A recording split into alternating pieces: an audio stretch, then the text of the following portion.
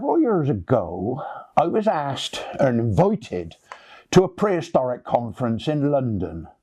And what I was asked to do was, would I make a flint hand axe for the audience at the conference? And of course I readily said, yeah, I can do that. And of course plans were going along quite nicely. I was really quite looking forward to it. And then somebody mentioned risk assessment.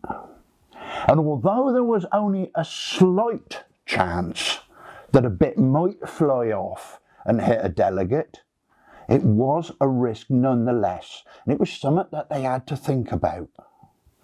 And that scuppered the entire project. You can imagine I was gutted.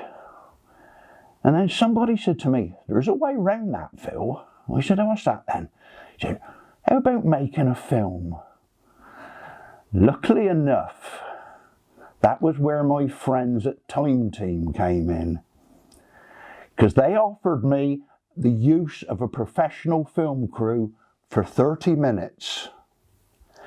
And what you're about to see is the results of that 30 minutes of filming. It's the film that was shown to the delegates at a conference. Now, what you've got to remember is that what we did was filmed it in one continuous scene. There was no editing at all. So what you see is exactly what happened. The other thing was that I mentioned to the cameraman, in fact I insisted that he concentrates on the flints and not on me, because it's a film about flint knapping and not about Phil. But Phil does come into it, because Phil got to tell you what he's doing, why he's doing it, and what he's thinking. I hope I've succeeded. So sit back and enjoy what happened for those 30 minutes until the film crew was released for their late lunch. Oh! Bearing in mind risk assessments, please don't try this at home. People always ask me, how easy is it to knap flint, and could anybody do it? Well, I can do it. And what I hope to show you in the next few minutes is just how easy it is and how I go about it, how I think about it, and hopefully this small film will show you just you can learn something from it and actually learn something about way I'm making an implement. And the implement I'm going to try and make is basically one of my favourites. It's an old Stone Age hand axe. And the first thing I've got to do is have a blueprint. I've got to have a design, and I know what the design is because I've made dozens of these before. Basically, I need to take a piece of flint like this, and this is a carefully selected piece of flint. You can envisage the axe, maybe I guess the length is going to be in there, maybe the width is going to be in there, and the thickness is going to be in there. So we've got this idea that this axe shape is kind of somehow in that piece of flint. And what I'm going to do, because I'm going to try and do it the way the Stone Age people did it, I'm going to use firstly this, which is a hard stone hammer. We call it a hard hammer because it's harder than the flint. And what I should do with this is to basically rough the axe out, get it into the basic shape, maybe just thin it down a little bit. But I shall then use this. This is what we call a soft hammer. It's softer than the flint and it's made out of deer antler. Now the principles of flint knapping are pretty straightforward. Firstly, you have to realise that you can't flake a piece of flint where the angle of the edge of the piece of flint is greater than 90 degrees. So if I show you that, you can appreciate that that angle is 90 degrees and over. There's no way that I'm going to be able to remove flint from that. But conversely, here we've got an acute angle. I can remove flint from that. What I should be doing is I shall hold the flint like that, should take the hammerstone, and I shall deliver a blow like that. The flake will come off underneath. It's not like a piece of woodworking where you remove flakes over the top. The flakes always come off underneath. So here's my first flake, my first blow. You can see straight away that the flake has come off underneath. Equally, you can see that I've then created an acute angle here, and what I should do is I shall strike there and try and remove a flake off that side. So,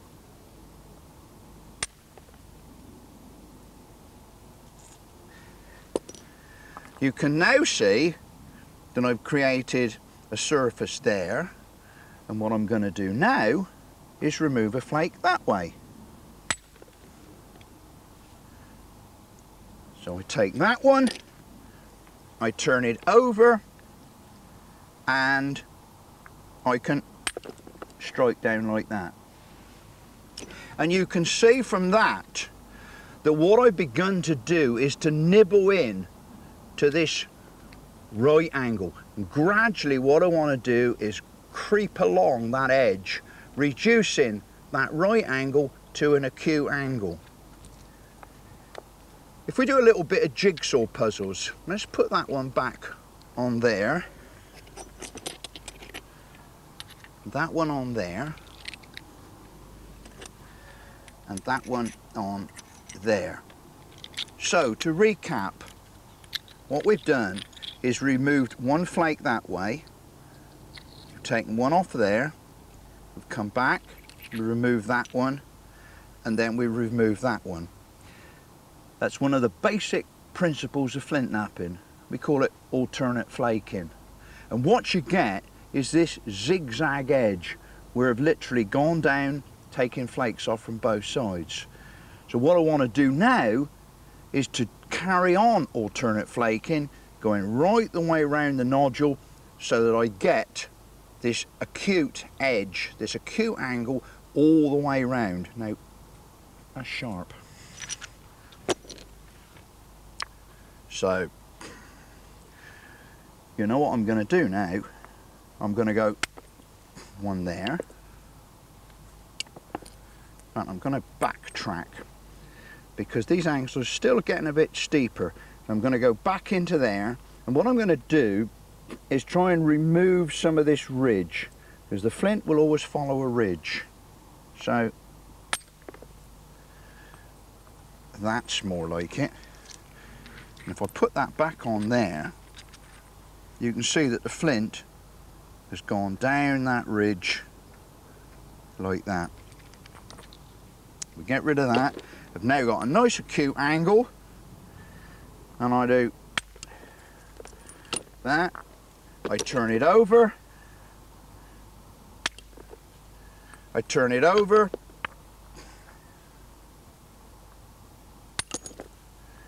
I turn it over again, I turn it over again, I turn it over again, and I'll try and pick up some of this little ridge in here.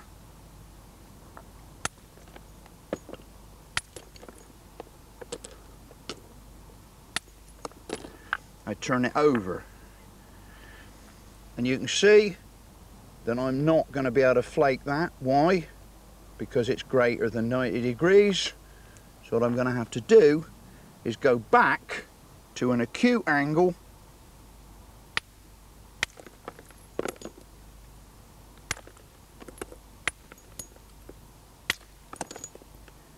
now I can turn it over and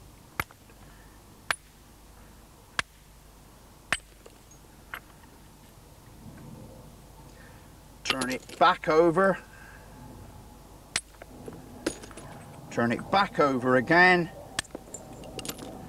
turn it back over again, have another one there, turn it back over again, and you can see that now I've gone all the way around the nodule. I've got this very, very distinctive zigzag edge all the way round, and most importantly I've got acute angles all the way around.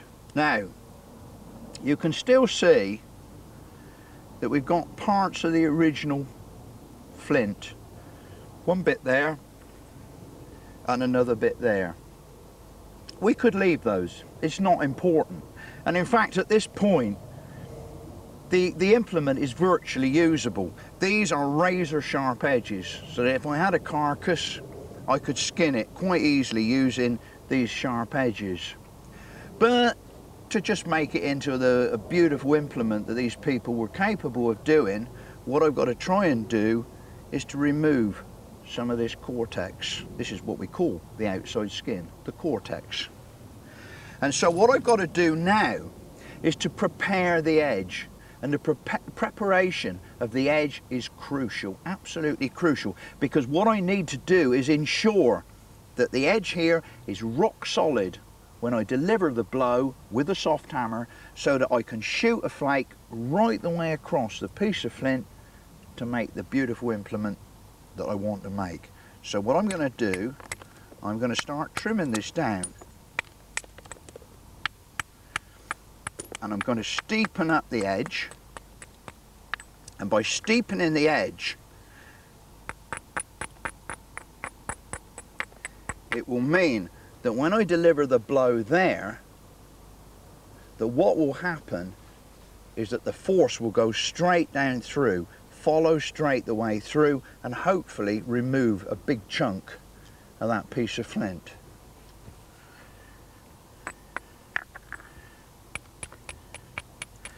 So we now have got to that point. I now pick up the soft hammer and, well, you know what I'm going to do now, or you know what I want to do. I want to remove this big slice of flint through there. It'd be nice to get rid of that as well. It's a nasty piece there. So, I'm going to do exactly the same thing. I'm going to hold it there and I'm going to wallop it.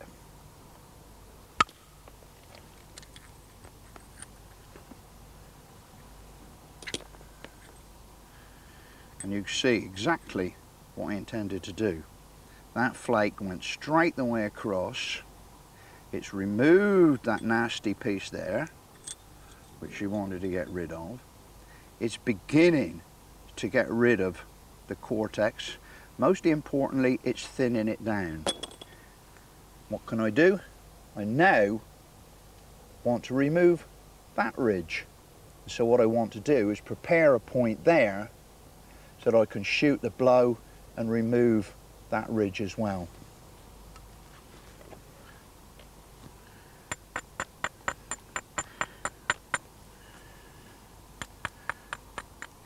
And it's very, very easy. You can be sure that you can know whether the edge preparation is right, because if the edge preparation is not right, then you will literally damage the edge of the flint, and the shock waves will not spread right the way across and remove the desired piece of flint. So, I'm going to take a bit more off there.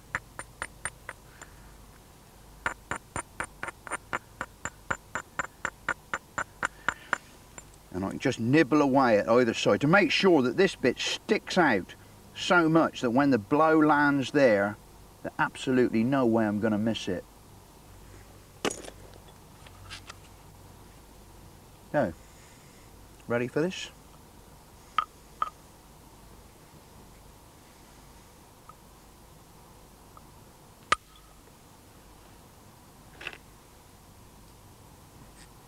Here we go. And you can see now that we're beginning to thin that implement down. Let's take off something in there.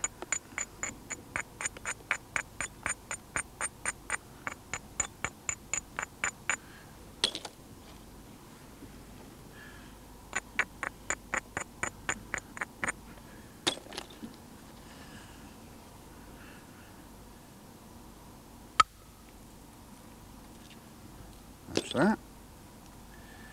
And we want to take off some of that, so we will do exactly the same thing there. Prepare that, strengthen that.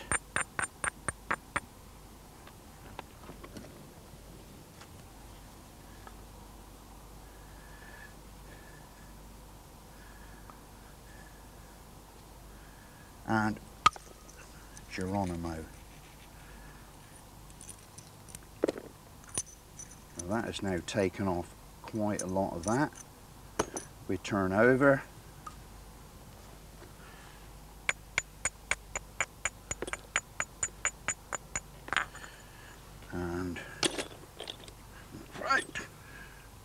go around there.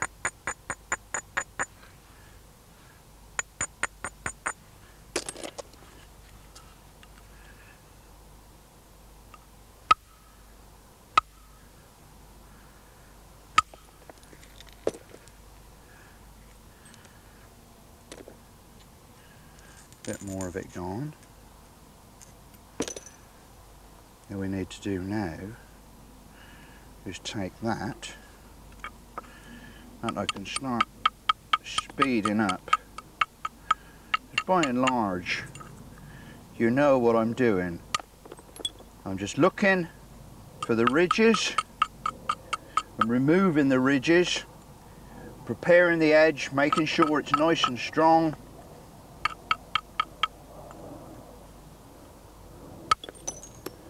And I'm thinning it down. And so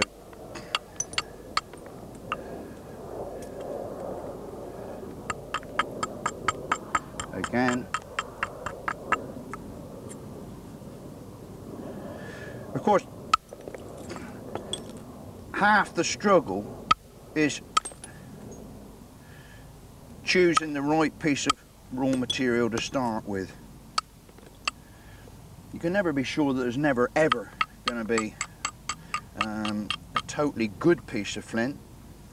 Surprisingly, you get nasty little gremlins that appear and wreck the piece before you start. But this is a good piece of flint. I like to think I'm a reasonably good judge of my raw material, and we'll get rid of that last piece of cortex like that, and literally the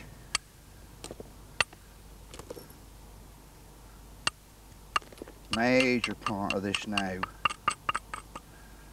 has been completed.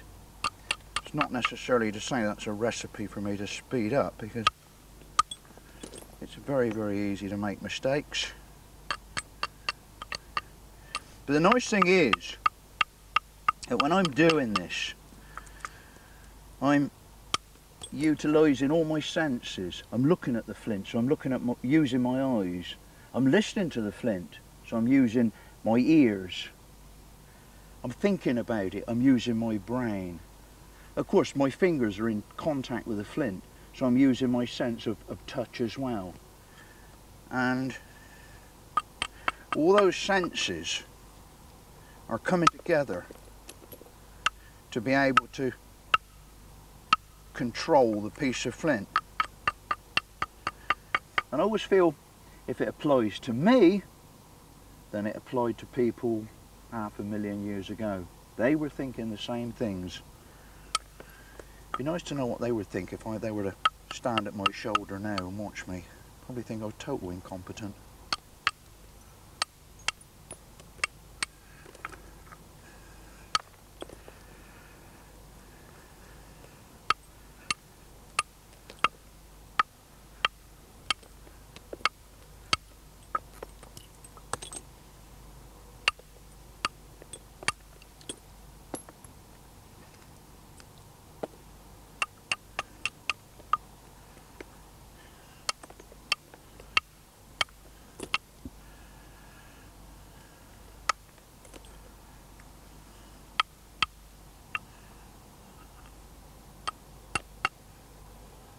Nearly there.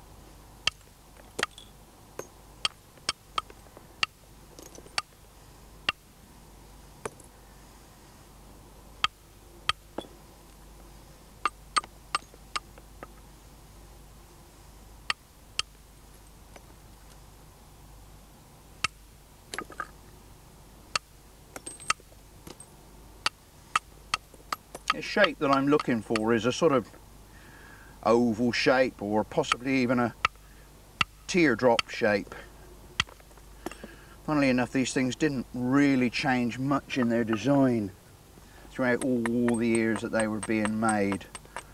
Some of them were quite refined, others were quite crude, but you could bet your life on it that if you look through museum collections you would find implements that are every bit as similar as the one I'm making now. Whoa. Don't we love it when they fall off really, really nicely? Don't we just love it?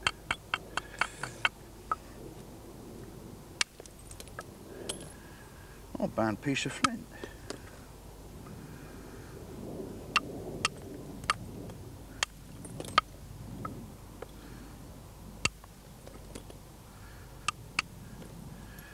You can see now that what I've done now is by trimming it down, always looking to take out the ridges and the thick spots, you can see that I'm beginning to get quite a nice, straight, regular, but very sharp, strong edge.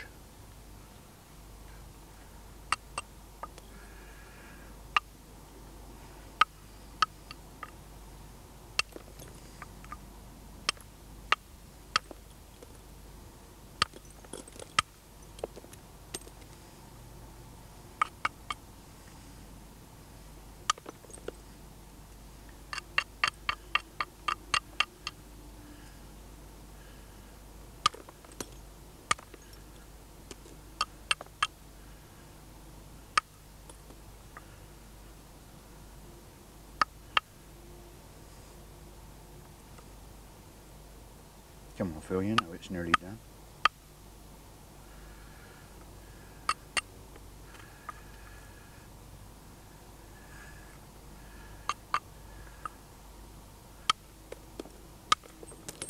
Whoa. I like that.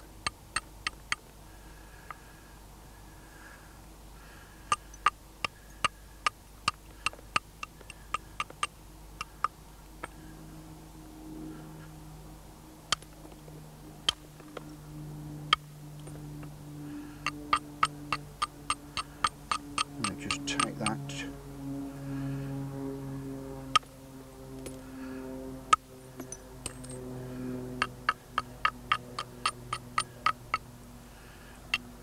Just want about one more through there maybe.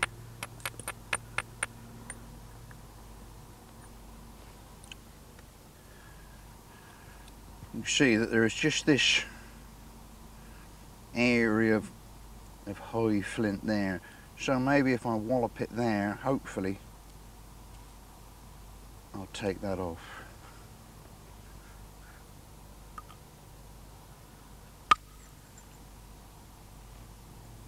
You know it made sense.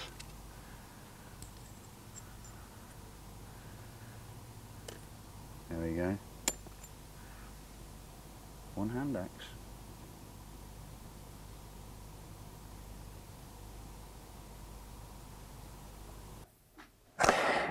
So there you have it. I don't think that was too bad for half an hour, really, was it? And it's not a bad little hand axe. And I know what you're dying to ask me. Have you still got that hand axe, Phil? Too right I have. But not only have I got the hand axe, I got all the waste that went with it. Because you see, when I did it, what you couldn't see was that on the ground was a sheet to collect all the waste up. I didn't want to mess up the future archaeologists or anything of that sort. So I got the whole lot, chucked it in the back of my truck, and I took it home. And I thought, I wonder if I can stick it all back together again. And I did. And here it is. There's the nodule.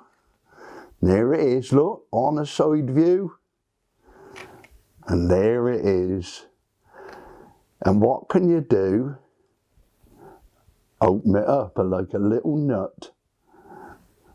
And there is the axe inside. I tell you something, there are some stone using people in the world, or there have been up until quite recently, make stone axes.